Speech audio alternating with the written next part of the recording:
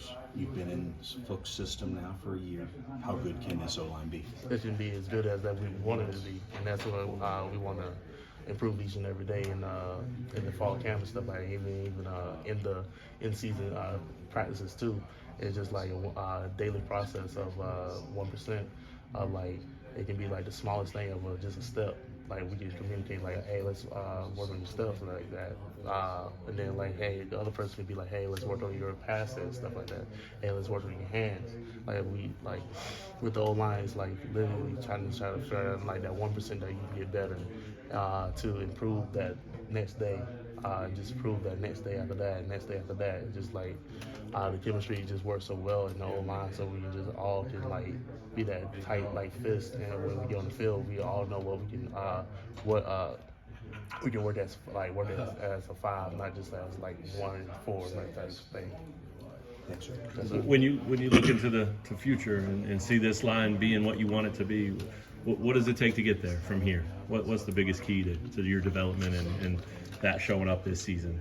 The biggest key is actually making sure that we all stay together, make sure that we all like can be like, make sure we have depth, making sure that everybody on the same page, making sure everybody the chemistry always right, make sure that like everybody improving each and every day, make sure that everybody on, like I say, on the same page. This is just like those key aspects of the like O-line and stuff like that helps out tremendously for us, so we can actually like go out there as a five, not just like 1 by 1 type thing. We always communicate as one type. Does that feel automatic? I mean, That's always everybody's there right now? Yes, sir. Yeah. It was like it's there, but it's like we can still improve on it each and every day too. Sure.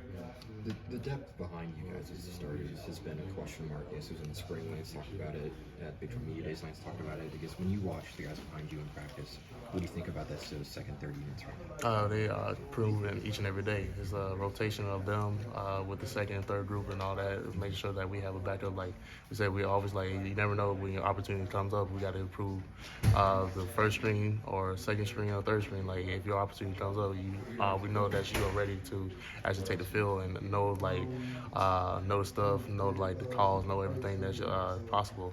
Are there any guys that have stood out at all to you?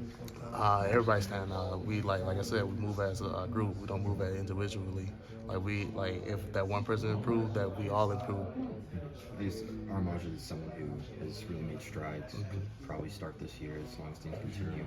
What have you thought about the journey he's made since he got the field? I'm proud of him. He had a tremendous journey. He was like from all the weight loss and stuff like that, actually moving more and stuff like that. I'm proud of him actually doing his thing and actually like to see that like with the weight loss and stuff like that, he actually can be like the person that he want to be now, like with